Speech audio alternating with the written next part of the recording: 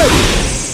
GMA Weather, serbisyong totoo ng GMA News. Nagpapaulan ngayon ang trough o extension ng isang low-pressure area sa Mindanao. Ayon sa pag-asa na mataan ng LPA sa layong 470 kilometers southeast ng Mindanao.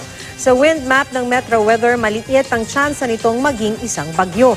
Pero maging I am ready pa rin sa ulan na kung minsan ay malalakas ang buong Mindanao mula ngayong gabi hanggang bukas. Pinag-iingat ang lahat sa posibleng pagbaha at pagguho ng lupa.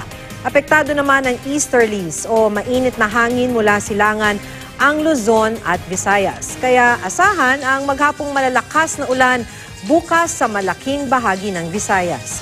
Buong araw namang may hanggang katamtamang ulan sa Aurora, Quezon, Oriental Mindoro, Palawan at Bicol Region. Habang sa hapon, may ulan na rin sa ilang bahagi ng Ilocos Region, Cavite, Laguna at sa natitirang bahagi ng Mimaropa. Sa Metro Manila, maula pero wala pa ring ulan maghapon. Maalinsangan din at posibleng umabot sa 38 degrees Celsius ang init factor.